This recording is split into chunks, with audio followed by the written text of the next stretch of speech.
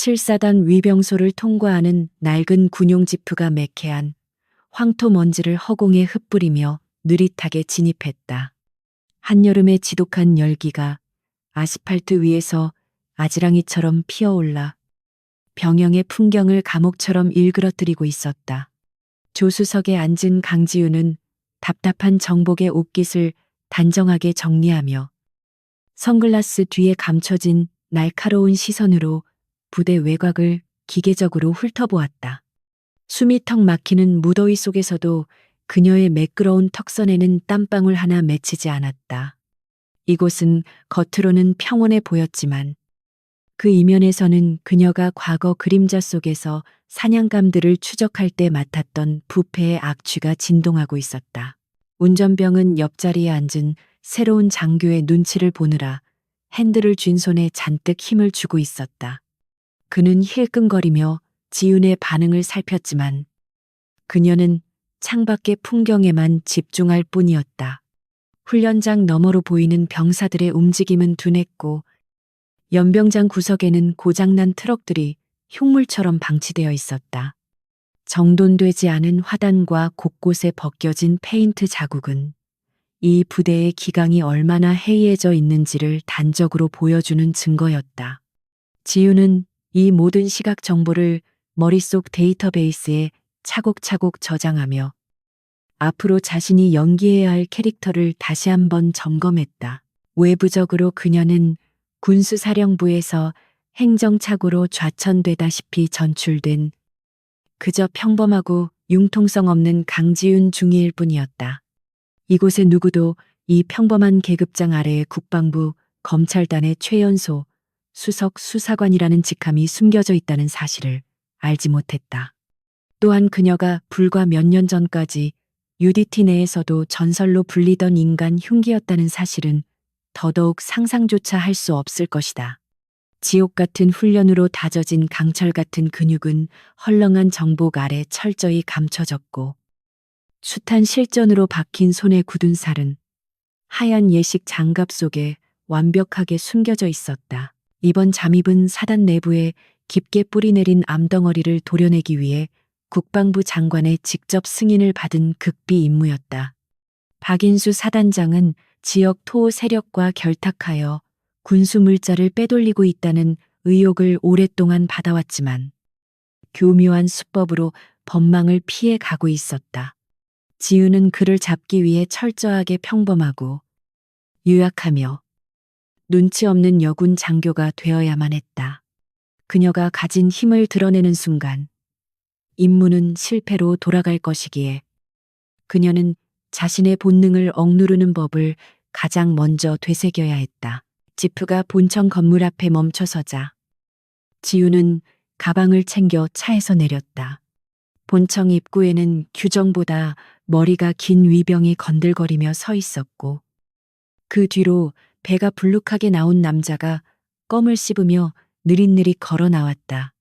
그는 사단장의 최측근이자 부패의 문지기로 악명 높은 김소령이었다. 김소령은 지윤을 위아래로 훑어보며 노골적으로 무시하는 시선을 보냈고 입가에 걸린 비릿한 비웃음을 굳이 감추려 하지 않았다. 그는 신임 장교를 환영하기는커녕 마치 귀찮은 잡상인을 대하는 듯한 태도였다. 자네가 그 새로 왔다는 군수장교인가? 서류에서 본 것보다 훨씬 더 비실비실하구만. 김소령이 킬킬거리며 지윤의 주위를 어슬렁거렸다. 박 사단장님은 약해 빠진 것을 제일 싫어해. 특히 군인 놀이하는 여자는 더더욱 질색이지. 여기서 얼마나 버틸지 내기라도 해야겠어. 주변에 있던 병사들은 이 광경을 목격하고도 황급히 고개를 숙이며 눈을 피했다. 그들은 김소령의 권력에 철저히 겁먹은 상태임이 분명했다. 지윤은 모욕적인 언사에도 불구하고 표정 하나 바꾸지 않고 부동 자세를 유지했다. 지윤은 겁을 집어먹은 척 고개를 살짝 숙였지만 그녀의 두뇌는 차갑게 김소령의 모든 약점을 분석하고 있었다. 무방비하게 노출된 목덜미, 술과 기름진 음식으로 인해 둔해진 반응 속도, 허리춤에 헐겁게 매달린 권총까지 마음만 먹으면 그를 제압하고 숨통을 끊어놓는 데는 3초도 걸리지 않을 것이었다. 하지만 그녀는 떨리는 목소리를 연기하며 대답했다. 신고합니다. 군수 참모처로 발령받은 중위 강지윤입니다. 잘 부탁드립니다.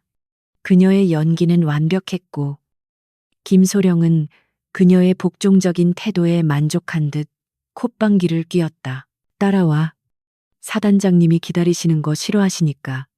김소령이 앞장서서 건물 안으로 들어갔다. 복도는 어두침침했고 벽에는 역대 지휘관들의 사진이 걸려 있었지만 유리 액자에는 먼지가 자욱했다. 지나가는 장교들은 김소령을 보자마자 과도할 정도로 허리를 굽혀 경례를 했지만 김소령은 그들을 본체만 채했다. 이 부대에서 계급보다 중요한 것은 사단장과의 친분이라는 사실이 명백해 보였다. 지우는 그 뒤를 따르며 복도의 구조와 CCTV의 위치, 그리고 비상구의 방향을 눈대중으로 파악했다. 김소령의 인솔로 들어선 사단장실은 바깥에 찌는 듯한 더위와 대조적으로 에어컨 바람이 서늘할 정도였다. 방 안은 군인의 봉급으로는 도저히 감당할 수 없을 법한 비싼 동양란 화분들과 고급 골프채들로 장식되어 있었다. 바닥에는 최고급 카펫이 깔려 있었고 벽면을 가득 채운 장식장에는 양주병들이 즐비했다. 이것은 지휘관의 사무실이라기보다는 부유한 사업가의 응접실에 가까웠다. 박인수 사단장은 거대한 가죽 의자에 파묻히듯 앉아 있었는데 지훈이 들어와도 고개조차 돌리지 않았다. 박 사단장은 비단 천으로 번쩍이는 금색 골프공을 닦는 데에만 열중하고 있었다. 그에게서 뿜어져 나오는 오만함이 방 안을 가득 채워 군인으로서의 기강이나 예의 따위는 찾아볼 수 없었다.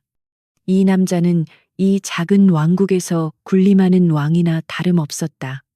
지훈이 큰 소리로 관등 성명을 대며 경례를 했지만 그는 묵묵부답이었다. 침묵이 길어질수록 옆에 서 있던 김소령의 입꼬리는 더욱 높이 올라갔다. 이것은 명백한 기선 제압이자 신입 길들이기 의식이었다. 한참이 지나서야 박 사단장은 골프공을 내려놓고 천천히 고개를 들었다. 그의 눈은 탐욕과 권태로 흐릿했지만 지훈을 바라보는 시선에는 날카로운 의심이 서려 있었다. 강중이라고 했나? 그의 목소리는 긁힌 쇠처럼 거칠었다. 군수사령부 출신이라지 엘리트 코스를 밟은 양반들이 현장의 고충을 알기나 하겠어. 그는 책상 위에 놓인 지훈의 인사 기록 카드를 손가락으로 툭툭 쳤다. 마치 더러운 물건을 만지는 듯한 태도였다. 최선을 다해 배우겠습니다. 사단장님. 지훈은 교과서적인 답변을 내놓았다. 박 사단장은 코웃음을 치며 의자 등받이에 몸을 기댔다. 배운다고 여기는 학교가 아니야. 그리고 나는 낯선 사람이 내 보급품에 손대는 걸 아주 싫어해. 특히 여자라면 더더욱 믿을 수가 없지. 그는 노골적으로 성차별적인 발언을 서슴지 않으며 지윤의 반응을 살폈다. 지윤이 미동도 하지 않자 그는 흥미를 잃은 듯 손을 휘저었다. 당분간 자네는 군수과 업무에서 배제한다. 대신 취사장 지원 업무와 본청 외빈 접견실 청소를 전담하도록. 그것은 군수 장교라는 그녀의 보직을 완전히 무시한 처사였다. 장교에게 청소와 배식을 시킨다는 것은 명백한 규정 위반이었지만 이곳에서 사단장의 말은 곧 법이었다. 김소령이 옆에서 낄낄거리는 소리가 들려왔다. 이것은 첫날부터 그녀의 자존심을 짓밟아 제 발로 나가게 하거나 철저한 복종을 끌어내려는 의도가 다분한 명령이었다. 하지만 지윤에게 있어 이것은 예상치 못한 기회였다. 취사장과 접견실이야말로 부대의 물자 흐름과 외부 방문객들의 동태를 가장 가까이서 그리고 가장 자연스럽게 관찰할 수 있는 최적의 장소였기 때문이었다. 식자재가 얼마나 들어오고 나가는지, 접견실에서 어떤 뒷거래가 오가는지를 파악하기에 이보다 더 좋은 위치는 없었다. 지우는 내심 쾌재를 불렀지만 겉으로는 당혹감과 굴욕감을 억지로 참아내는 듯한 표정을 지었다. 그녀의 입술이 가늘게 떨리는 것을 본 박 사단장은 만족스런 미소를 지었다. 알겠습니다. 사단장님, 명령에 따르겠습니다. 지우는 감정이 거세된 목소리로 대답하며 다시 한번 절도 있게 경례를 올렸다. 박 사단장은 그녀가 울면서 뛰쳐나가거나 항명하지 않고 순순히 대답하자 오히려 김이 샌다는 듯 짜증스러운 표정으로 다시 골프공을 집어들었다. 그는 파리가 날아다니는 것처럼 손을 휘저어 축객령을 내렸다. 지훈이 돌아서서 나가는 순간까지도 두 남자의 시선은 그녀의 등 뒤에 끈적하게 달라붙어 있었다. 사무실을 걸어 나오자 육중한 문이 닫히며 안에서 터져 나오는 두 남자의 비웃음 소리가 차단되었다. 복도에 홀로 선 지우는 하얀 예식 장갑을 다시 한번 팽팽하게 고쳐 꼈다. 그들의 시선에서 벗어난 그녀의 눈동자는 방금 전의 유약함을 벗어던지고 차가운 푸른 불꽃처럼 일렁였다. 사냥은 공식적으로 시작되었다. 그들은 자신들이 만만한 사냥감을 들였다고 착각하고 있었지만 실상은 굶주린 포식자를 안방으로 정중하게 초대한 꼴이었다. 김소룡은 지훈을 숙소로 안내해 주지도 않았다. 그녀는 행정실에서 받은 약도를 들고 직접 자신의 거처를 찾아가야 했다. 그녀가 배정받은 곳은 장교 숙소가 아닌 구석진 곳에 위치한 낡은 창고를 개조한 방이었다. 문을 열자 퀴퀴한 곰팡이 냄새가 코를 찔렀고 바닥에는 먼지가 수북했다. 가구라고는 녹슨 철제 침대와 기울어진 책상이 전부였다. 이것 또한 그녀를 괴롭히기 위한 유치한 괴롭힘의 일종이었다. 지우는 불평 한마디 없이 가방을 내려놓고 청소를 시작했다. 그녀의 움직임은 군더더기 없이 빠르고 정확했다. 빗자루질 몇 번의 바닥이 드러났고 가져온 걸레로 순식간에 먼지를 닦아냈다. 그녀에게 이런 열악한 환경은 아무런 문제가 되지 않았다. 우리 집 시절 쥐가 들끓는 하수구에서도 며칠을 잠복하며 버텼던 그녀였다. 오히려 본청과 떨어져 있고 사람들의 발길이 닿지 않는 이 외진 숙소는 그녀가 은밀하게 움직이기에 최상의 조건이었다. 해가 지고 어둠이 깔리자 부대 전체에 무거운 정막이 감돌았다. 숙소의 벽은 얇았고 인근 병사 막사에서 들려오는 소리가 밤 공기를 타고 흘러 들어왔다. 누군가 기합을 받으며 지르는 고통스러운 신음소리. 선임병들의 거친 욕설이 끊이지 않았다. 지우는 불을 켜지 않은 채 어둠 속에 앉아 오늘 하루 동안 눈으로 확인한 부대의 지도를 머릿속에서 정밀하게 재구성했다. CCTV의 사각지대, 김소령이 자주 이용하는 뒷문, 그리고 박 사단장의 사무실 금고 위치까지 모든 디테일이 고해상도 데이터처럼 그녀의 뇌리에 저장되고 있었다. 밖에서 들려오는 병사들의 억눌린 비명은 그녀의 의지를 더욱 날카롭게 벼리고 있었다. 지우는 전투화 굽 속에 교묘하게 숨겨두었던 초소형 암호통신기를 꺼내 짧은 신호를 입력했다. 잠입 성공. 감시 개시. 붉은색 LED가 한 번 깜빡이고는 이내 꺼졌다.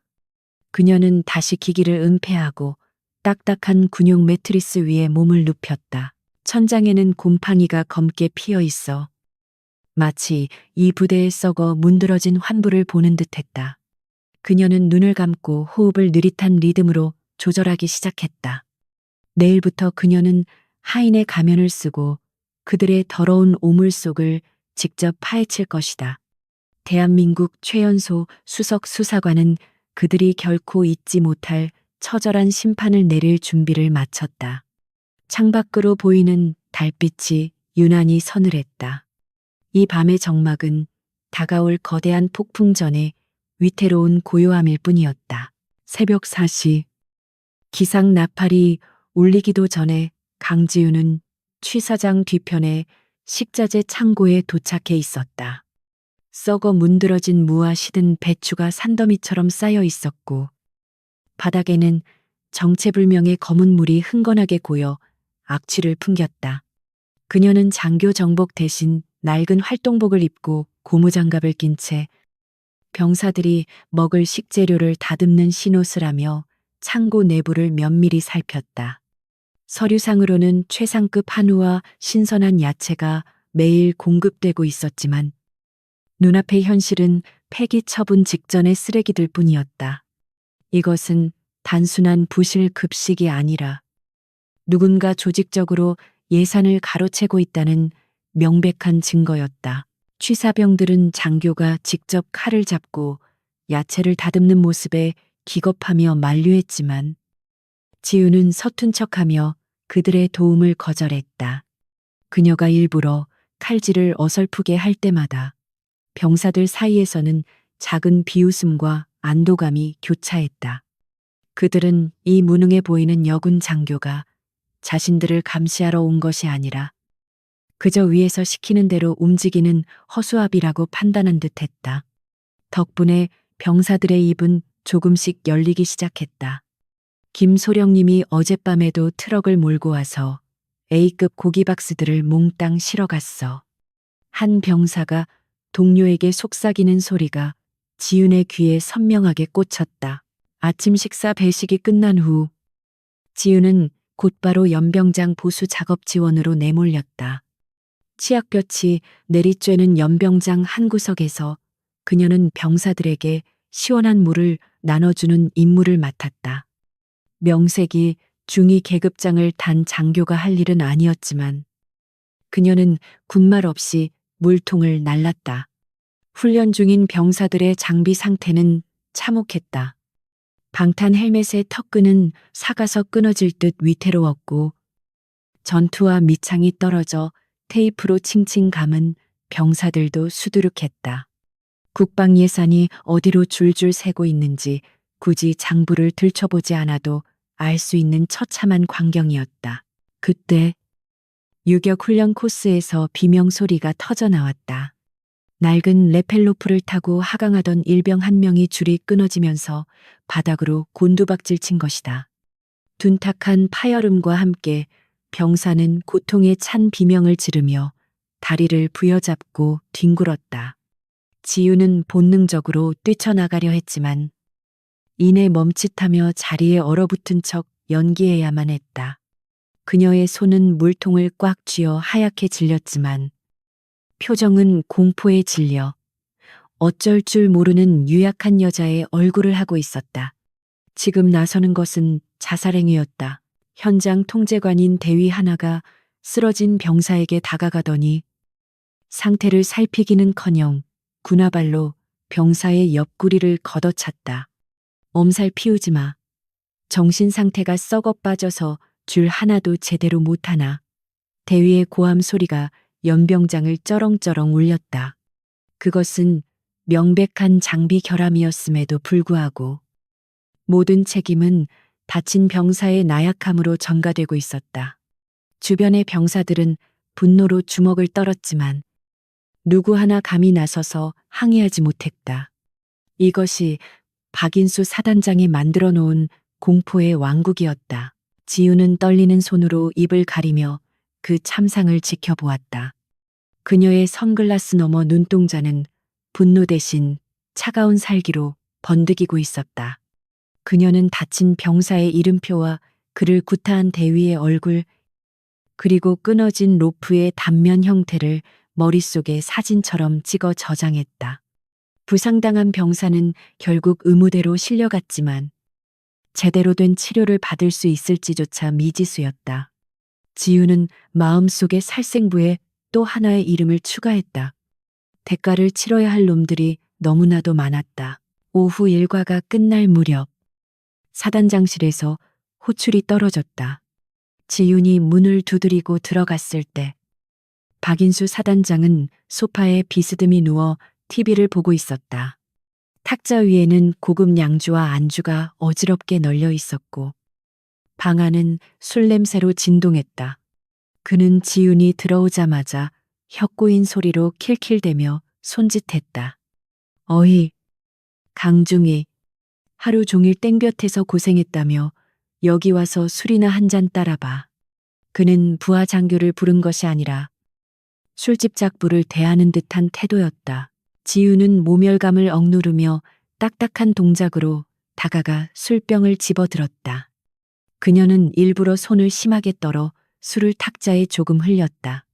박 사단장은 인상을 찌푸리며 혀를 찼다. 줍스. 하여간 계집애들은 뭐 하나 제대로 하는 게 없어. 술 따르는 것도 못 배워 먹었나. 그는 지윤의 손목을 잡으려 했지만 지윤은 기겁하는 척하며 뒤로 물러서서 교묘하게 그의 손길을 피했다. 그녀의 연기는 너무나 자연스러워서 박 사단장은 그녀가 자신을 거부했다기보다는 그저 겁에 질려 도망쳤다고 생각하게 만들었다. 죄송합니다. 사단장님, 제가 주량이 약해서 냄새만 맡아도 어지럽습니다. 지윤은 고개를 푹 숙이며 사시나무 떨듯 떨었다. 박 사단장은 재미가 떨어졌다는 듯 손을 휘저었다. 에잉, 분위기 다 깨는구만. 꼴 보기 싫으니 나가봐. 내일은 더 빡빡하게 굴려줄 테니 각오하고. 그는 지윤을 조롱하며 다시 TV로 시선을 돌렸다. 지윤은 도망치듯 사단장실을 빠져나왔다. 문이 닫히자마자 그녀의 어깨에서 떨림이 멈췄고 입가에는 서늘한 미소가 스쳤다. 그는 방금 자신의 사무실 열쇠가 복사될 틈을 스스로 내준 셈이었다. 밤 12시. 부대 전체가 깊은 잠에 빠져들었다. 지윤은 숙소 창문을 통해 소리 없이 빠져나왔다. 검은색 전술 복장으로 갈아입은 그녀의 움직임은 마치 유령처럼 은밀했다. 그녀는 낮에 봐두었던 CCTV의 사각지대를 따라 그림자처럼 이동했다. 경계 근무를 서는 병사들이 하품을 하며 지나가는 사이 그녀는 이미 본청 건물의 배수관을 타고 2층 군수 참모처 창문으로 접근하고 있었다. 맨손으로 벽을 타는 그녀의 근육은 극한까지 긴장되어 있었지만 호흡은 평온하기 그지없었다. 군수 참모처에 잠긴 창문은 그녀의 락핏 기술 앞에서 10초 만에 무력화되었다. 사무실 안으로 미끄러져 들어간 지윤은 펜라이트를 입에 물고 서류함을 뒤지기 시작했다. 그녀가 찾던 것은 이중 장부였다. 겉으로 드러난 공식 장부가 아닌 실제 물자의 흐름이 기록된 진짜 장부. 예상대로 금고 안에는 김소령이 관리하는 비밀 파일들이 숨겨져 있었다. 그녀는 초소형 카메라를 꺼내 장부의 페이지를 한 장 한 장 빠르게 촬영하기 시작했다. 셔터 소리는 없었고 오직 종이 넘어가는 소리만이 정적을 깼다. 그때 복도에서 군화 발자국 소리가 들려왔다. 순찰을 돌던 당직 사관이 사무실 쪽으로 다가오고 있었다. 문고리가 덜컥거리며 돌아가는 순간 지윤은 이미 책상 아래의 좁은 틈새로 몸을 구겨 넣은 뒤였다. 손전등 불빛이 사무실 내부를 훑고 지나갔다. 지윤은 심장 박동조차 늦추며 어둠과 하나가 되었다. 당직 사관은 이상이 없음을 확인하고 문을 닫았지만 지윤은 그가 완전히 멀어질 때까지 미동도 하지 않았다. 우리 제이시죠. 적진 한복판에서 며칠을 버텼던 인내심이 빛을 발하는 순간이었다. 지윤은 확보한 증거들을 챙겨 다시 어둠 속으로 사라졌다. 숙소로 돌아온 그녀는 촬영한 사진들을 노트북으로 전송하며 데이터를 분석했다. 내용은 상상을 초월했다. 횡령한 군수품의 규모는 수십억 원대에 달했고 지역 건설업체와 유흥업소들이 연루된 거대한 카르텔이 형성되어 있었다. 심지어 병사들의 생명수당까지 건드린 흔적이 발견되었다. 모니터 불빛에 비친 지윤의 얼굴은 분노로 차갑게 굳어졌다. 이것은 단순한 부패가 아니라 국가에 대한 반역이자 살인행위나 다름없었다. 그날 밤 지윤은 잠을 이루지 못했다. 낮에 보았던 부상당한 병사의 고통스러운 표정이 뇌리에서 떠나지 않았다. 박인수와 김소령, 그리고 그들의 배를 불려주는 모든 기생충들. 그들은 자신들이 영원히 이 왕국에서 군림할 것이라 믿고 있을 것이다. 하지만 그들의 시간은 얼마 남지 않았다. 지우는 노트북을 닫으며 깊은 숨을 내쉬었다. 다가오는 사단장 취임식. 그 화려한 무대가 바로 그들의 처형대가 될 것이었다. 그녀는 어둠 속에서 조용히 주먹을 쥐었다. 사냥의 준비는 끝났다. 7사단 연병장은 다가올 사단장 취임식 준비로 전쟁터보다 더 분주했다. 병사들은 전투 훈련 대신 도로에 잡초를 뽑고 낡은 건물의 외벽에 페인트를 칠하느라 비짓땀을 흘리고 있었다. 박인수 소장은 자신의 취임식을 역대 가장 화려하고 성대하게 치르기를 원했고 그 욕망은 고스란히 병사들의 고통으로 이어졌다. 땡볕 아래서 곡괭이질을 하는 병사들의 눈에는 생기가 사라진 지 오래였고 그저 기계처럼 움직일 뿐이었다. 지우는 멀리서 이 광경을 지켜보며 주먹을 꽉 쥐었다. 이것은 신성한 국방의 의무가 아니라 사단장 개인의 허영심을 채우기 위한 강제 노역이나 다름없었다. 대회의실에서는 취임식 행사 진행을 위한 참모회의가 긴박하게 열리고 있었다. 하지만 회의의 주된 안건은 작전이나 안보가 아니라 VIP들에게 제공할 식사 메뉴와 행사장 장식용 꽃의 종류를 결정하는 것이었다. 김소령은 예산 부족을 우려하는 격리 참모의 말을 묵살하며 지역 유지들에게 협찬을 받아서라도 최고급으로 준비하라고 윽박질렀다. 국방을 위해 쓰여야 할 소중한 예산이 허공으로 흩어지는 순간이었다. 지우는 회의실 구석에 앉아 회의록을 작성하는 척하며 그들의 대화를 녹음하고 있었다. 그들의 목소리에는 일말의 죄책감도 묻어있지 않았다. 박인수 사단장이 만족스러운 표정으로 회의실 상석에 앉아 거만하게 다리를 꼬았다. 그는 이번 행사가 자신의 업적을 대내외에 과시하고 중앙 무대로 진출하기 위한 결정적인 발판이라고 굳게 믿고 있었다. 그는 자신의 정복 가슴에 달린 훈장들을 쓰다듬으며 이번 행사에 참석할 국회의원들과 국방부 고위 관계자들의 명단을 읊어댔다. 그의 안중에는 오직 자신의 영달과 권력 유지뿐. 부하들의 안위는 전혀 존재하지 않았다. 그는 마치 개선장군이라도 된 양으스댔지만 지윤의 눈에는 그저 탐욕의 눈이 먼 늙은 짐승으로 보일 뿐이었다. 회의가 마무리될 무렵 박사단장의 시선이 구석에 조용히 앉아있던 지윤에게 머물렀다. 그는 입가에 비릿한 미소를 띠며 손가락으로 지윤을 가리켰다. 강중희, 자네는 이번 행사에서 아주 중요한 임무를 맡아줘야겠어. 그의 목소리에는 악의적인 장난기가 서려 있었다. 다른 참모들은 숨을 죽이며 사단장의 입만 바라보았다. 외부 손님들이 많이 오시는데 칙칙한 사내놈들만 있으면 분위기가 안 살잖아.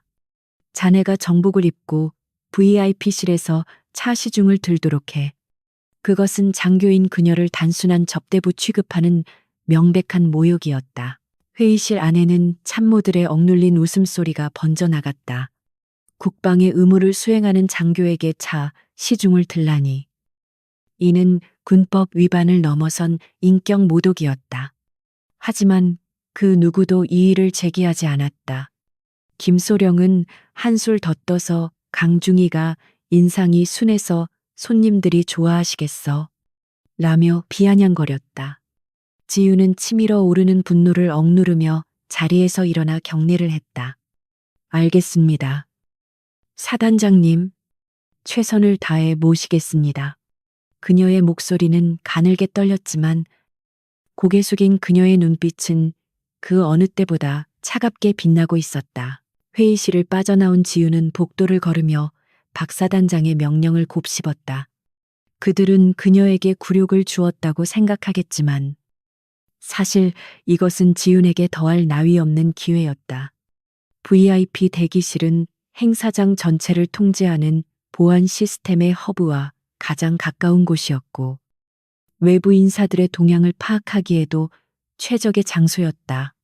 게다가 사단장의 지근거리에서 움직일 수 있는 권한까지 얻게 된 셈이었다.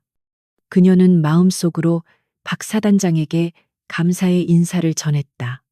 그의 오만함이 스스로의 목을 조르는 밧줄이 되고 있다는 사실도 모른 채 말이다. 그날 밤 지우는 모두가 잠든 시각에 통신대대의 서버실을 은밀하게 방문했다. 그곳에는 평소 김소령에게 괴롭힘을 당하던 박 병장이 홀로 야근을 하고 있었다. 그는 컴퓨터 실력은 뛰어나지만 내성적인 성격 탓에 부대 내에서 따돌림을 받고 있었다. 지훈이 그림자처럼 나타나자 박 병장은 소스라치게 놀라며 경계태세를 취했다. 하지만 지훈이 조용히 손가락을 입술에 대며 김소령의 비자금 장부 파일 일부를 화면에 띄우자 그의 눈은 경악으로 크게 커졌다. 이것은 그가 오랫동안 의심해왔던 부조리의 실체였다. 나는 국방부 특별감사팀에서 나왔다. 이 썩어빠진 부대를 청소하려면 내 도움이 필요해. 지윤의 목소리는 낮지만 바위처럼 단단했다.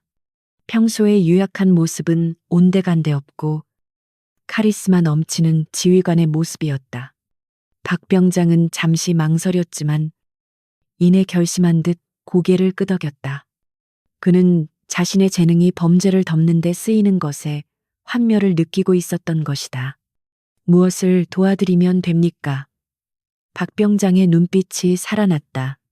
지우는 취임식 당일 행사장의 스크린과 음향 시스템을 원격으로 제어할 수 있는 백도어 프로그램을 설치해달라고 지시했다.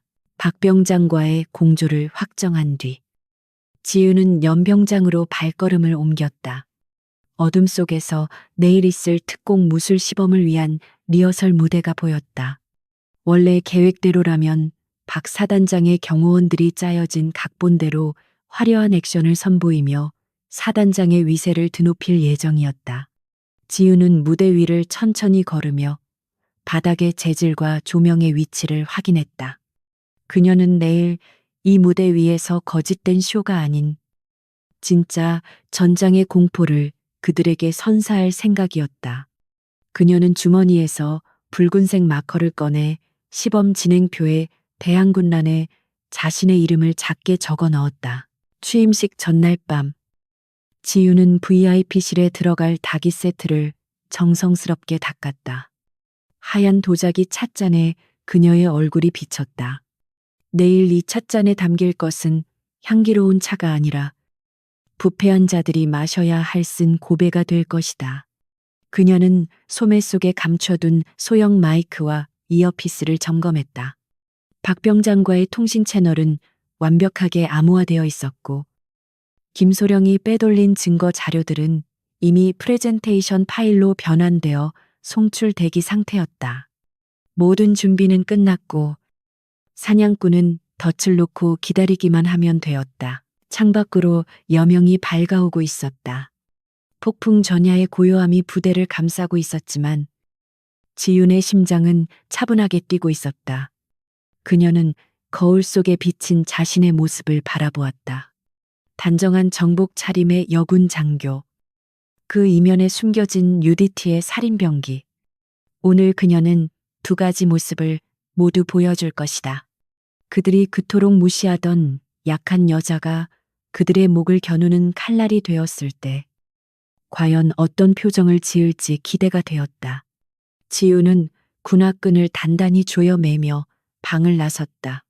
심판의 날이 밝았다. 취임식을 하루 앞둔 7사단의 아침은 폭풍 전야처럼 위태로운 긴장감으로 시작되었다.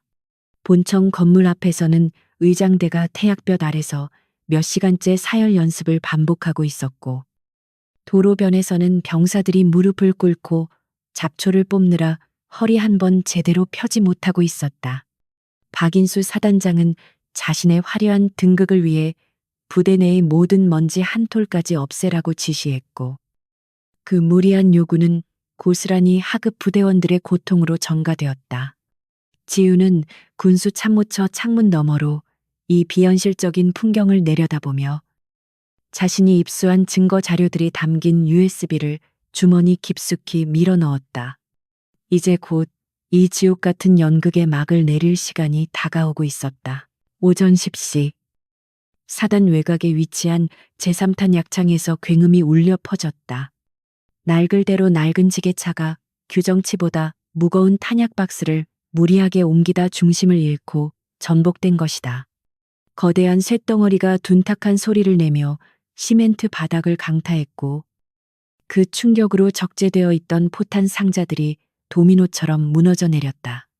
현장은 순식간에 아수라장으로 변했고 자욱한 먼지 구름 속에서 병사들의 다급한 외침과 고통스러운 비명이 터져나왔다. 사고 소식을 전해들은 지휘 통제실은 발칵 뒤집혔지만 그들의 걱정은 인명피해가 아니라 내일 있을 행사에 차질이 생길까 하는 두려움뿐이었다. 지우는 보고를 받자마자 사단장의 허락도 기다리지 않고 지프를 몰아 현장으로 질주했다. 탄약창 입구는 이미 공포에 질린 병사들과 우왕좌왕하는 간부들로 인해 통제가 불가능한 상태였다. 무너진 자재 더미 아래에는 아직 빠져나오지 못한 병사들이 깔려 있었고 엎친 데 덮친 격으로 전복된 지게차에서 흘러나온 연료에 불꽃이 튀어 화재가 발생하기 일보 직전이었다. 현장 지휘관인 대위는 얼굴이 하얗게 질려 뒷걸음질만 칠 뿐 누구도 위험을 무릅쓰고 구조에 뛰어들 엄두를 내지 못하고 있었다. 시간이 지체될수록 매몰된 병사들의 생존 확률은 급격히 떨어지고 있었다. 지훈이 차에서 내렸을 때 그녀의 눈에 들어온 것은 처참한 지옥도였다. 한 병사의 다리가 무거운 철제 빔에 깔려 있었고 그는 고통에 몸부림치며 살려달라고 울부짖고 있었다. 주변의 동료들이 빔을 들어 올리려 안간힘을 썼지만 수톤에 달하는 무게는 꿈쩍도 하지 않았다. 지우는 순간 갈등했다. 자신이 나서서 초인적인 힘을 발휘한다면 정체가 탄로 날 위험이 컸. 하지만 눈앞에서 죽어가는 부하를 외면하는 것은 군인으로서 그리고 인간으로서 도저히 할 수 없는 일이었다. 그녀의 본능이 이성을 앞질렀다. 비켜 다들 물러서 지윤이 고함을 지르며 병사들 사이를 헤치고 들어갔다. 평소에 조용하고 유약하던 행정장교의 모습은 온데간데 없었고 전장을 지휘하는 야전 사령관의 패기가 뿜어져 나왔다. 그녀는 주저없이 불길이 번지고 있는 지게차 옆으로 뛰어들어 철제 빔의 무게중심을 정확히 파악했다. 지렛대 원리를 이용할 수 있는 쇠파이프를 찾아 틈새에 끼워 넣은 그녀는 전신의 근육을 폭발적으로 수축시키며 있는 힘껏 파이프를 눌렀다. 핏줄이 터질 듯 솟아오르고 정복의 등 부분이 팽팽하게 당겨졌다. 으아 기압 소리와 함께 믿을 수 없는 일이 벌어졌다. 장정 5명이 달려들어도 꿈쩍 않던 철제 빔이 지윤의 단독 힘에 의해 서서히 들리기 시작한 것이다. 주변에서 지켜보던 병사들은 입을 다물지 못했다. 그 짧은 틈을 타서 다른 병사들이 재빨리 부상자를 끌어냈다. 지윤은 부상자가 안전하게 빠져나온 것을 확인하고서야 거친 숨을 몰아쉬며 파이프를 놓았다. 쾅하는 소리와 함께 빔이 다시 바닥으로 떨어졌고 그녀의 손은 하얗게 질려 떨리고 있었지만 눈빛만은 형형하게 살아있었다. 구조된 병사는 다리가 심하게 으스러져 출혈이 심각했다. 의무병이 도착하려면 아직 시간이 더 필요해 보였다. 지우는 지체 없이 자신의 허리띠를 풀어 병사의 허벅지를 강하게 조여 지혈을 시도했다. 그녀의 손놀림은 외과 의사처럼 정교하고 신속했다. 괜찮아.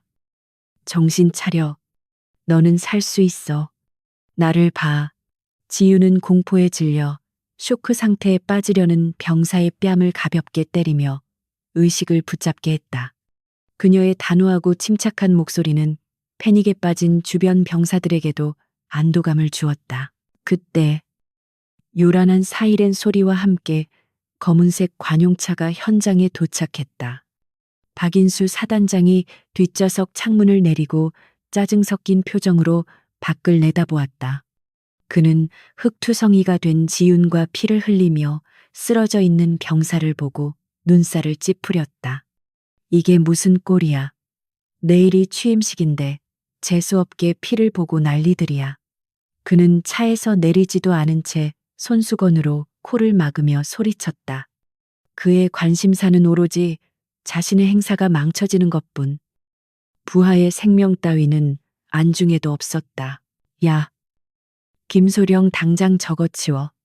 앰뷸런스 소리 시끄럽게 내지 말고 조용히 뒷문으로 실어보내. 기자들 눈에 띄면 골치 아파지니까. 박 사단장의 비인간적인 명령에 현장에 있던 모든 병사들의 표정이 얼어붙었다. 목숨을 걸고 동료를 구한 직후에 듣는 말이라기에는 너무나 잔혹했다. 피를 흘리는 병사를 적어라고 부르며 쓰레기 취급하는 지휘관의 모습에 병사들의 눈에는 절망을 넘어선 증오가 서리기 시작했다. 지우는 피 묻은 손을 꽉 쥐며 치밀어 오르는 사리를 간신히 눌렀다. 김소령은 사단장의 눈치를 보며 병사들을 독촉했다. 뭐해? 사단장님 말씀 안 들려. 빨리 안 치우고. 그는 부상당한 병사의 상태를 걱정하기는커녕 핏자국이 남은 바닥을 물 청소하라고 고함을 질렀다. 지우는 천천히 자리에서 일어나 박 사단장의 차를 정면으로 응시했다. 선글라스 너머 그녀의 눈동자는 더 이상 감정을 숨기지 않았다. 그것은 썩어 빠진 환부를 도려내기로 결심한 집행관의 눈빛이었다. 박 사단장은 지윤의 시선에서 기이한 서늘함을 느꼈지만 그저 그녀가 충격을 받아서 멍하니 서 있다고 착각했다. 관용차가 흙먼지를 일으키며 사라지자 현장에는 무거운 침묵만이 감돌았다. 병사들은 아무 말 없이 지윤을 바라보았다. 방금 전 그녀가 보여준 초인적인 괴력과 헌신적인 응급처치는 그들이 알던 낙하산 행정장교의 모습이 아니었다. 그들의 눈빛 속에는 경외심과 함께 유일하게 자신들을 지켜줄 수 있는 리더에 대한 기대감이 피어오르고 있었다. 지우는 묵묵히 자신의 정복에 묻은 흙을 털어내며 주변 병사들에게 짤막하게 지시했다. 마무리하고 복귀해라. 그리고 오늘 본 것은 잊어라. 그날 저녁 지우는 숙소로 돌아와 피 묻은 셔츠를 벗어 쓰레기통에 처박았다. 거울 속에 비친 그녀의 상반신에는 훈련으로 다져진 흉터들이 선명하게 드러나 있었다. 그녀는 샤워기 물줄기를 맞으며 오늘 있었던 일을 곱씹었다. 박인수는 넘지 말아야 할 선을 넘었다. 단순히 부패한 군인을 처벌하는 수준을 넘어 군의 존재 가치를 짓밟은 그에게는 자비 없는 심판만이 필요했다. 물줄기에 씻겨 내려가는 것은 땀과 먼지뿐만이 아니었다. 그녀가 쓰고 있던 강지윤 중이라는 가면의 조각들도 함께 씻겨 내려가고 있었다. 지윤은 젖은 머리를 털며 노트북을 켰다. 화면에는 박 병장이 보내온 취임식 행사, 식순과 보안 배치도가 떠 있었다. 그녀는 특공 무술 시범 항목을 클릭하고 수정 모드로 들어갔다. 원래의 시나리오는 사단장의 호위 무사들이 가상의 적을 멋지게 제압하는 짜고 치는 고스톱이었다. 지우는 입가에 차가운 미소를 지으며 키보드를 두드렸다. 그녀는 시나리오를 수정하지 않았다. 대신 시스템 해킹 툴을 이용해 내일 행사장의 모든 마이크와 스피커가 자신의 제어하에 들어오도록 설정을 변경했다. 밤이 깊었지만 7사단의 불은 꺼지지 않았다. 병사들은 밤샘 작업을 강요받으며 내일 있을 행사를 위해 페인트 칠을 덧칠하고 있었고 취사장에서는 수백 인분의 연회 음식을 준비하느라 분주했다. 그 화려한 거칠의 뒤에는 재물대로 구운 상처가 숨겨져 있었다. 지우는 창가에 서서 화려하게 조명이 밝혀진 연병장 단상을 내려다보았다. 저곳이 내일 박인수의 무덤이 될 것이다. 그녀는 서랍에서 오랫동안 봉인해 두었던 UDT 시절의 전술 장갑을 꺼냈다. 손에 감기는 가죽의 익숙한 감촉이 그녀의 감각을 깨웠다. 손가락 마디마디에 힘을 주자 장갑이 팽팽하게 당겨지며 미세한 가죽 소리를 냈다. 내일 그녀는 더 이상 숨지 않을 것이다. 박인수가 그토록 자랑스러워하는 그 단상 위에서 그가 가장 멸시하던 여군 장교에게 처참하게 짓밟히는 꼴을 전군이 생중계로 지켜보게 만들 것이다. 그것이 다친 병사와 고통받는 모든 부하들을 위한 그녀의 방식이었다. 새벽 3시. 지우는 마지막으로 박 병장에게 메시지를 보냈다. 준비 완료. 신호하면 시작한다. 짧은 답신이 왔다. 충성. 기다리겠습니다. 지우는 침대에 누워 천장을 바라보았다. 잠은 오지 않았다. 심장은 차분하게, 그러나 힘차게 박동하고 있었다. 내일 아침, 태양이 떠오르면 7사단의 역사는 새로 쓰일 것이다. 어둠 속에서 그녀의 눈빛은 마치 먹이를 노리는 맹수처럼 푸르게 빛나고 있었다. 폭풍은 이미 시작되었다. 햇살이 따갑게 내리쬐는 7사단 연병장은 오색 만국기와 화려한 꽃장식으로 뒤덮여 마치 거대한 야외 연회장을 방불케 했다. 번쩍이는 고급 세단들이 흙먼지를 일으키며 줄지어 들어섰고 차에서 내린 정계와 재계의 고위 인사들은 서로의 안부를 물으며 가식적인 웃음을 터뜨렸다. 그 화려함의 이면에는 새벽부터 동원되어 부동자세로 도열해 있는 병사들의 검게 그을린 얼굴과 땀으로 젖은 전투복이 배경처럼 깔려 있었다. 박인수 사단장은 단상 가장 높은 곳에 서서 금장으로 치장된 지휘봉을 만지작거리며 마치 자신의 왕국을 굽어보는 제왕처럼 만족스러운 미소를 짓고 있었다. 강지우는 티끌 하나 없이 다림질된 정복을 입고 VIP석을 오가며 정중하게 찻잔을 나르고 있었다. 국방부 장관 표창을 수여받은 엘리트 수사관이자 전설적인 특수부대원이 고작 차시중이나 들고 있다는 사실에 자괴감이 들 법도 했지만 그녀의 표정은 호수처럼 평온하기 그지없었다. 그녀는 찻잔을 내려놓는 찰나의 순간마다 참석자들의 은밀한 대화 내용을 도청하고 경호원들의 무장 상태와 무전 주파수를 파악했다. 박 사단장은 굽신거리는 지윤을 보며 옆자리의 국회의원에게 우리 부대의 마스코트 같은 여군입니다. 일은 서툴러도 얼굴은 봐줄만 하죠. 라며 킬킬거렸다. 팡파르가 울리고 본 행사가 시작되자 박인수는 단상 중앙의 마이크 앞에 섰다.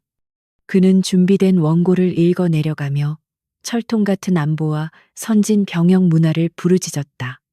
그가 입을 열 때마다 뿜어져 나오는 위선의 악취가 연병장을 가득 채우는 듯했다.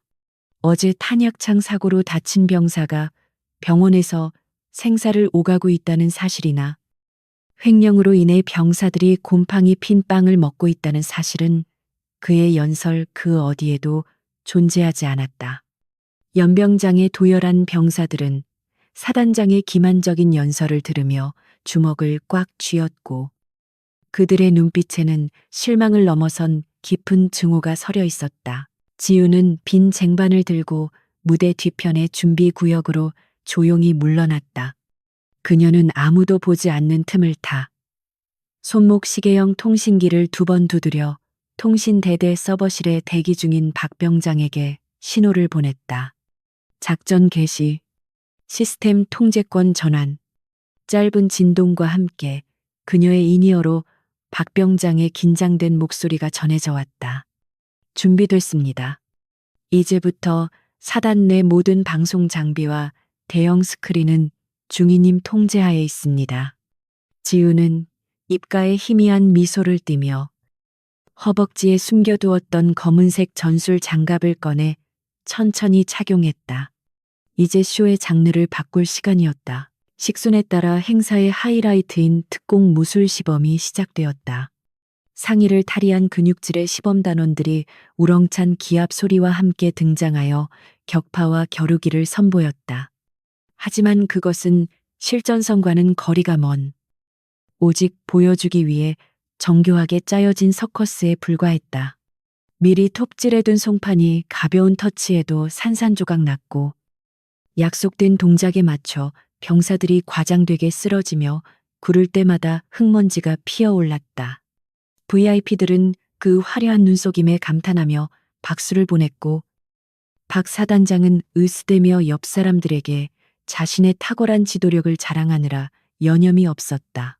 시범의 마지막 순서인 대항군 제압 및 요인 경호 시연이 시작될 무렵이었다.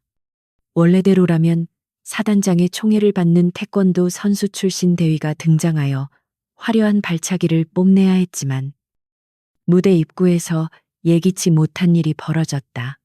지훈이 대위의 어깨를 강하게 잡아 세우더니 나지막하지만 위압적인 목소리로 쉬어 지금부터는 내가 한다. 라고 말하며 그를 뒤로 밀쳐낸 것이다. 당황한 대위가 멍하니 서 있는 사이 지훈은 거추장스러운 정복 상의를 벗어던지고 검은색 전술 티셔츠 차림으로 당당하게 연단 위로 걸어 올라갔다. 예정에 없던 여군 장교의 돌발적인 등장에 장내는 순식간에 술렁거렸다. 사회를 보던 정훈 장교는 멘트를 잊고 얼어붙었고 박 사단장의 표정은 순식간에 일그러졌다. 저게 미쳤나 당장 안 끌어내리고 뭐해. 박 사단장이 고래고래 소리를 질렀지만 지훈은 아랑곳하지 않고 무대 중앙의 마이크를 낚아채듯 잡았다. 삐 하는 날카로운 하울링 소리가 고성능 스피커를 찢을 듯 울려 퍼지자 시끄럽던 좌중이 찬물을 끼얹은 듯 조용해졌다. 그녀는 쓰고 있던 선글라스를 벗어 바닥에 던져 깨트리며 차가운 눈빛으로 단상 위의 박 사단장을 정면으로 응시했다. 이런 소꿉장난 같은 시범으로 우리 군의 전투력을 증명할 수 있다고 생각하십니까? 지훈의 목소리는 스피커를 타고 연병장 구석구석까지 명료하고 힘있게 전달되었다. 그것은 질문이 아니라 서슬퍼런 질책이었다. 그녀는 당황하여 어쩔 줄 모르는 시범단 병사들을 손짓으로 물러나게 한 뒤 천천히 단상을 향해 걸어갔다. 실전은 약속된 춤이 아닙니다. 사단장님, 당신이 그토록 자랑하는 이 부대의 진짜 실력을 검증해 드리겠습니다. 직접 내려오셔서 저를 막아보시죠. 그것은 하극상을 넘어선 공개적인 선전포고였다. 행사장은 충격의 도가니에 빠졌다. 국회의원들은 웅성거리며 황급히 자리를 피했고 기자들은 이 믿기지 않는 광경을 놓치지 않으려 카메라 셔터를 미친 듯이 눌러댔다. 공개적인 모욕감에 얼굴이 불그락푸르락해진 박 사단장은 이성을 잃고 벌떡 일어나 찻잔을 집어던졌다. 경우팀 저 미친년을 당장 체포해 반항하면 쏴버려도 좋아. 그의 말이 떨어지기가 무섭게. 단상 주변을 지키던 덩치 큰 헌병대원들과 사복을 입은 사설 경호원들이 곤봉을 빼들고 지훈을 향해 사나운 기세로 쇄도했다. 수십 명의 건장한 장정들이 자신을 포위해 오는데도 지훈의 발은 땅에 뿌리 박힌 듯 움직이지 않았다. 그녀의 호흡은 깊고 고요하게 가라앉았고 동공은 상대의 움직임을 초단위로 분해하기 시작했다. 그동안 억눌러왔던 인간 병기로서의 본능이 마침내 족쇄를 끊고 깨어났다. 지금부터 이 연병장은 화려한 축제의 장이 아닌 피 튀기는 처형대가 될 것이다. 지훈은 가장 먼저 달려드는 선두 주자의 턱을 노려보며 주먹을 꽉 쥐었다. 수업 시작이다. 그녀의 입에서 나온 나지막한 속삭임과 함께 진짜 지옥이 문을 열었다. 단상 위로 가장 먼저 뛰어오른 것은 사단장의 개인 경호원인 덩치 큰 사내였다. 그는 전직 유도 선수 출신답게 육중한 체구를 실어 강지훈의 멱살을 잡으려 달려들었다. 하지만 지윤의 시야에서 그의 움직임은 슬로우 모션처럼 느리게 보일 뿐이었다. 지윤은 상대의 힘을 정면으로 받아내는 대신 몸을 살짝 비틀어 그의 중심을 무너뜨렸다. 허공을 가른 경호원의 팔이 그녀의 어깨를 스치고 지나가는 순간 지윤의 팔꿈치가 정확하게 그의 턱 밑 급소를 가격했다. 둔탁한 타격음과 함께 거구의 사내는 비명조차 지르지 못하고 인형처럼 바닥에 고꾸라졌다. 단 일격이었다. 주변에서 대기하던 헌병들이 곤봉을 빼들고 일제히 포위망을 좁혀왔다. 그들은 지윤이 단순한 행정장교가 아님을 직감하고 잔뜩 긴장한 상태였다. 지윤은 바닥에 떨어진 깨진 선글라스 조각을 발로 차서 선두에 선 헌병의 시야를 방해했다.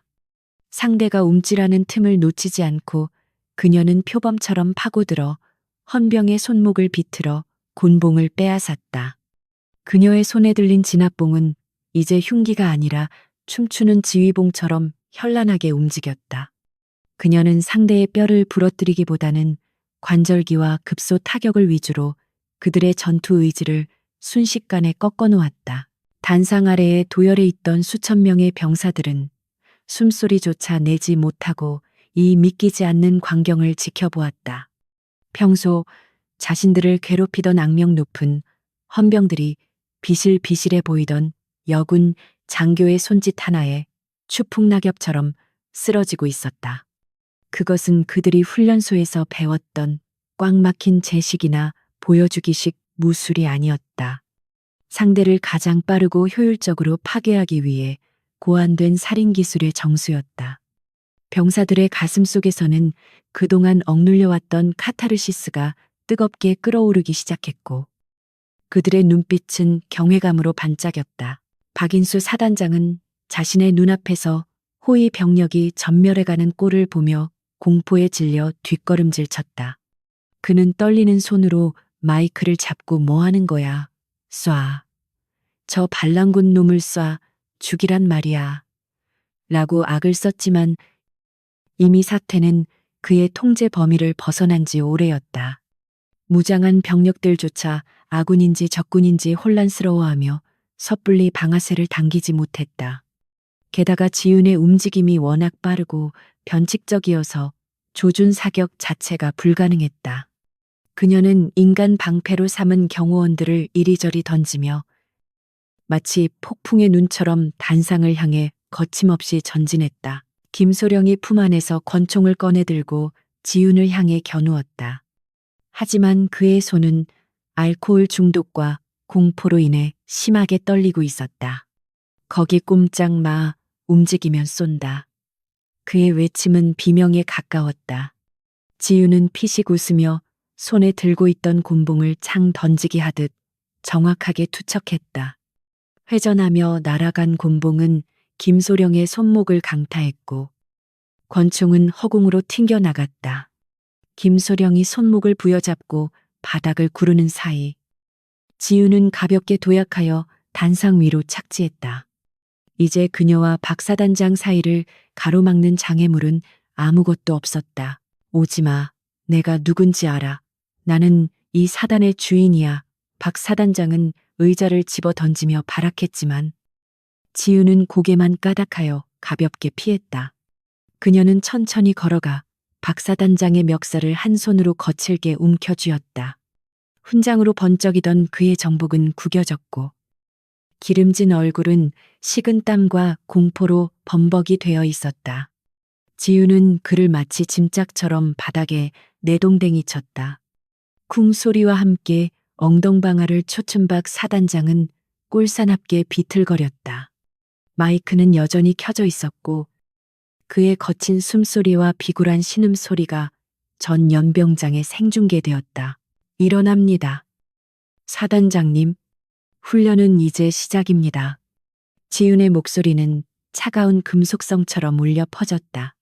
그녀는 박 사단장의 군화 발목을 걷어차 넘어뜨린 뒤 그의 머리채를 잡아 강제로 일으켜 세웠다.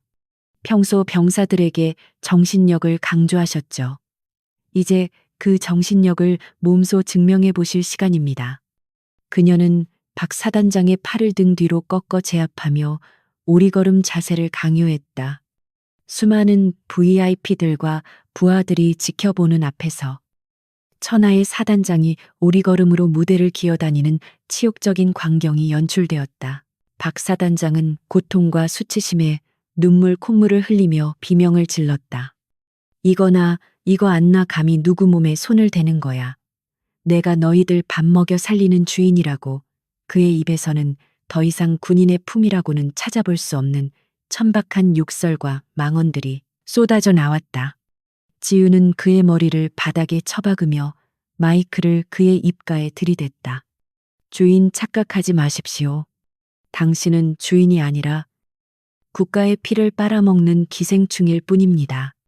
그녀의 일갈은 사자우처럼 행사장을 뒤흔들었다. 그 순간 연병장 중앙에 설치된 대형 LED 스크린의 화면이 지지직거리며 바뀌었다.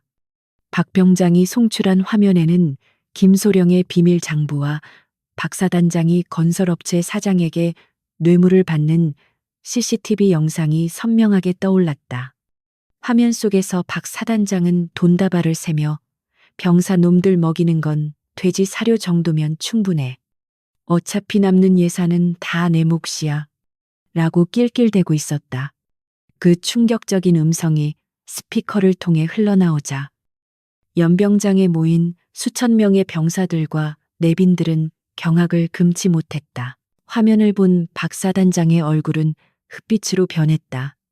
그는 아니야, 저건 조작이야, 딥페이크라고 라며 고래고래 소리를 질렀지만 이미 만천하에 드러난 진실을 덮을 수는 없었다. VIP석에 앉아있던 국회의원들은 혐오스러운 표정으로 자리를 박차고 일어났고 기자들은 특종을 잡기 위해 미친 듯이 셔터를 눌러댔다. 지우는 발버둥 치는 박 사단장의 목덜미를 군화발로 짓누르며 그를 완전히 바닥에 고정시켰다. 그것은 부패한 권력의 종말을 알리는 상징적인 장면이었다. 보십시오. 이것이 여러분이 충성했던 지휘관의 민낯입니다. 지우는 마이크를 잡고 병사들을 향해 외쳤다. 여러분이 땀 흘려 번 돈으로 낸 세금이, 여러분이 먹어야 할 고기가, 여러분의 생명을 지킬 장비가 모두 이자의 유흥비로 탕진되었습니다. 그녀의 목소리는 분노로 떨리고 있었지만 논리 정연하고 강력했다. 병사들 사이에서는 울분 섞인 함성과 야유가 터져 나오기 시작했다. 그동안 억울하게 당했던 모든 서름이 한꺼번에 폭발하는 순간이었다. 박 사단장은 지윤의 발밑에서 벌레처럼 꿈틀거렸다. 그는 마지막 발악으로 지윤의 발목을 물어뜯으려 했지만 지윤은 가차없이 발에 힘을 주어 그의 고개를 돌려버렸다. 아직 멀었습니다. 사단장님, 유격 훈련 때 병사들이 겪는 고통의 10분의 1도 겪지 않으셨습니다. 지우는 무표정한 얼굴로 그를 일으켜 세워 다시 한번 바닥에 매다 꽂았다. 그것은 단순한 폭력이 아니라 정의의 이름으로 행해지는 엄중한 체벌이었다. 깡마른 여군 장교가 거구의 사단장을 가지고 노는 모습은 그 자체로 공포이자 경이로움이었다. 주변의 경호원들과 헌병들은 이미 전의를 상실하고 무기를 내려놓은 상태였다. 사단장의 추악한 비리가 명백한 증거와 함께 드러난 마당에 그를 위해 목숨을 걸고 싸울 명분이 사라졌기 때문이었다. 심지어 일부 병사들은 지윤을 응원하는 구호를 외치기도 했다. 고립무원의 처지가 된 박 사단장은 이제 살려달라고 애원하기 시작했다. 강중희, 아니, 선생님, 제발 한 번만 봐줘. 내 재산 절반. 아니, 전부를 줄게. 그러니까 제발 이거 좀 놔줘. 지우는 싸늘한 눈빛으로 그를 내려다보며 귓가에 속삭였다. 돈으로 매수할 수 없는 것도 있다는 걸 오늘 배우게 될 겁니다. 그게 당신의 마지막 훈련 교훈입니다. 그녀는 주머니에서 미리 준비해둔 수갑을 꺼내 박 사단장의 손목에 철컥 소리가 나도록 채웠다. 차가운 금속의 감촉에 박 사단장은 모든 희망이 끊어졌음을 직감하고 털썩 주저앉았다. 그의 바지 가랑이 사이로 굴욕적인 오줌 줄기가 흘러나와 단상을 적셨다. 연병장에는 기묘한 정적이 흘렀다.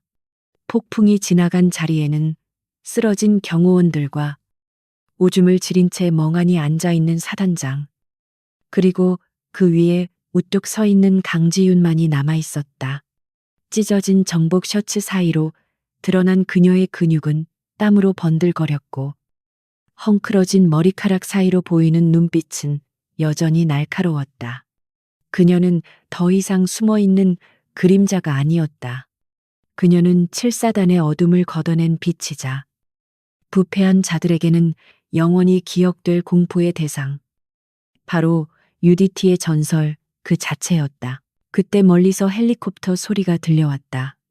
국방부 헌병대와 검찰단이 도착한 것이었다. 지우는 하늘을 올려다보며 깊은 숨을 내쉬었다.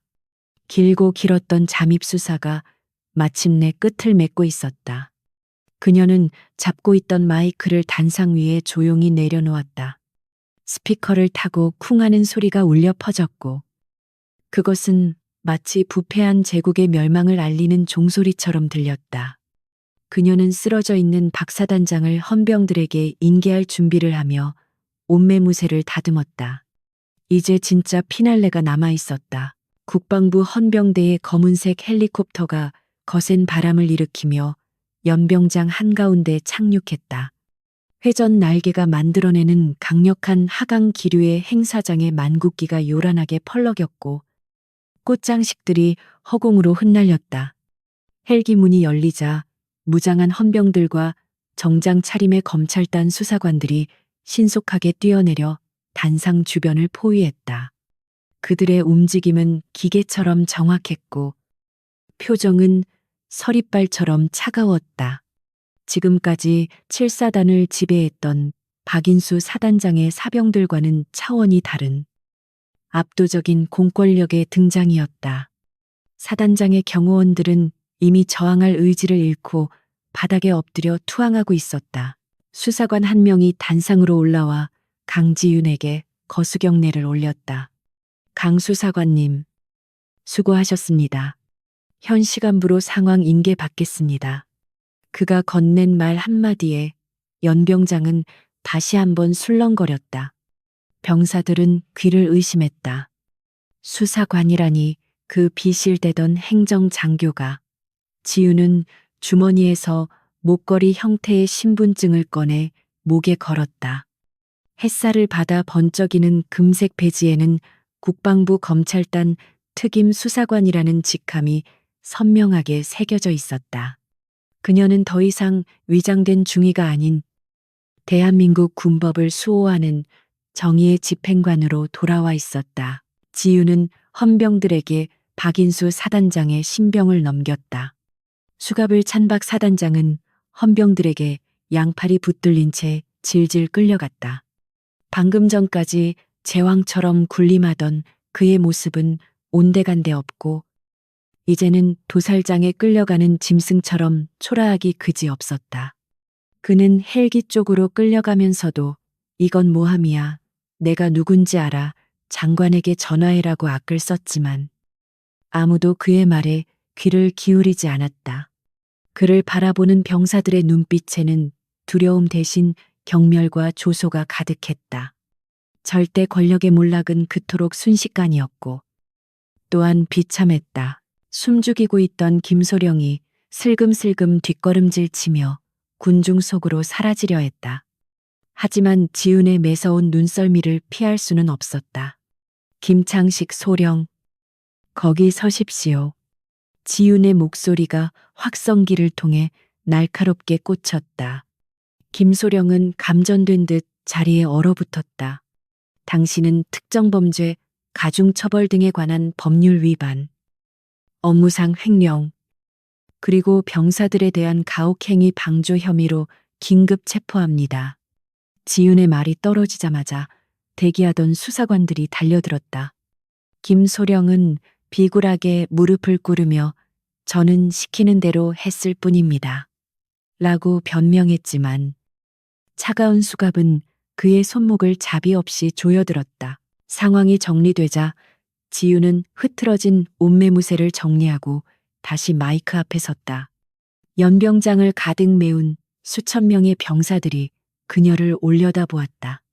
이제 그들의 눈에는 의심이나 비웃음이 아닌 진심 어린 존경과 감사의 빛이 어려 있었다. 지유는 잠시 침묵하며 병사들의 얼굴 하나하나를 눈에 담았다.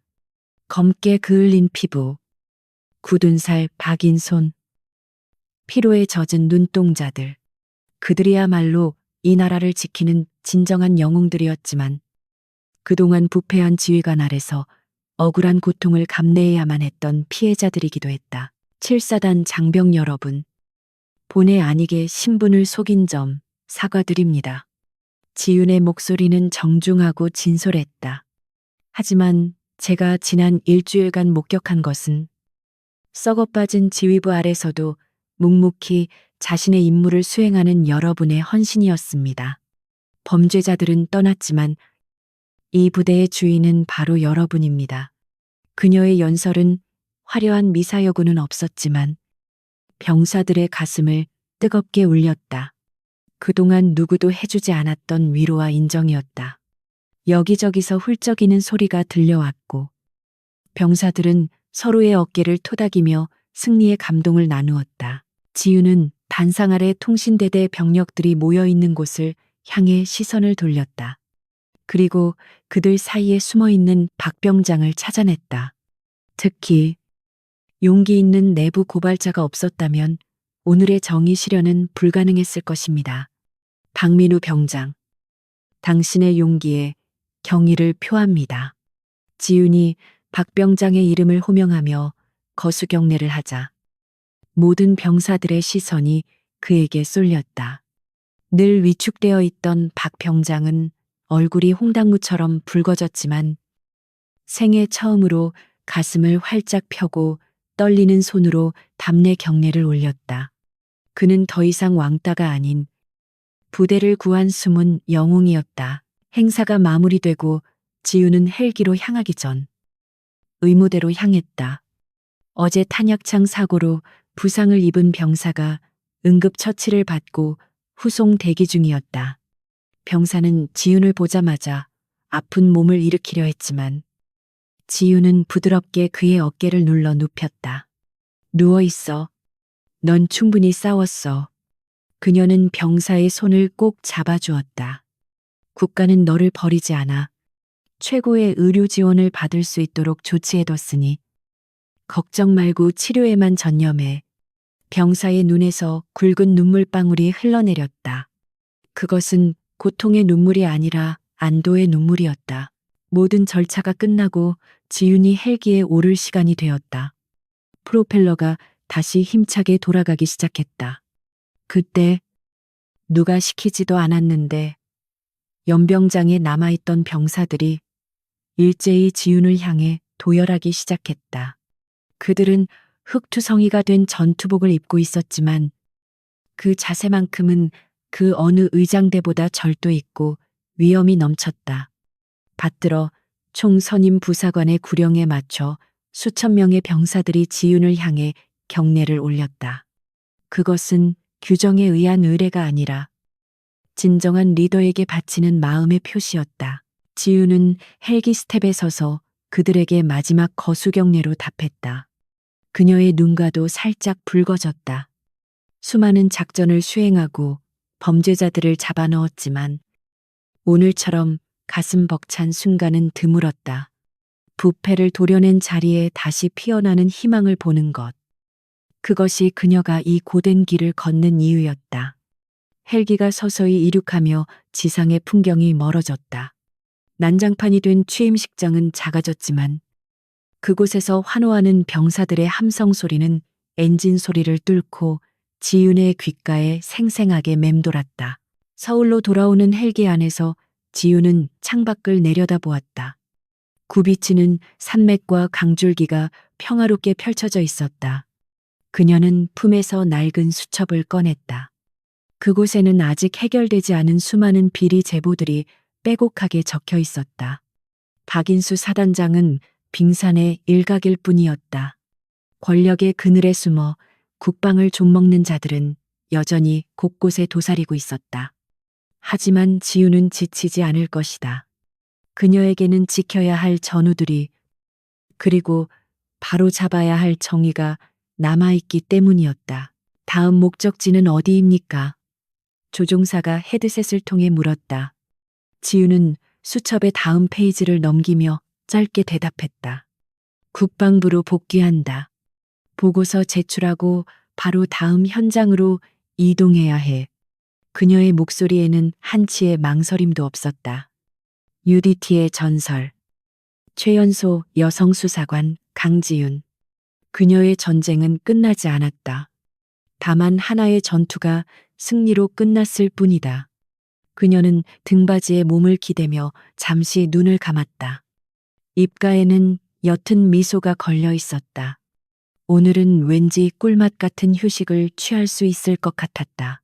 며칠 후 뉴스는 7사단장의 구속과 대규모 비리 수사 결과를 대서특필했다. 국방부는 대대적인 개혁안을 발표했고 7사단에는 덕망 높은 새로운 사단장이 부임했다. 병사들의 식단은 눈에 띄게 개선되었고 낡은 장비들은 새 것으로 교체되기 시작했다. 연병장에서 땀 흘리며 훈련하는 병사들의 얼굴에는 다시 생기가 돌았다. 그들은 가끔 훈련 도중 전설처럼 나타나 폭풍처럼 부대를 휩쓸고 간 그 미친 중이의 이야기를 나누곤 했다. 그녀는 떠났지만 그녀가 남긴 진정한 군인 정신은 7사단의 전설이 되어 영원히 남을 것이다. 어느 늦은 밤, 도심의 화려한 네온사인 아래 검은 세단 한 대가 미끄러지듯 멈춰섰다. 차문이 열리고 짙은 선글라스를 낀 여성이 내렸다. 그녀는 익숙한 동작으로 머리를 질끈 묶고 허리춤의 권총을 점검했다. 저 앞에는 거대 방산 기업의 비밀 회합 장소가 있었다.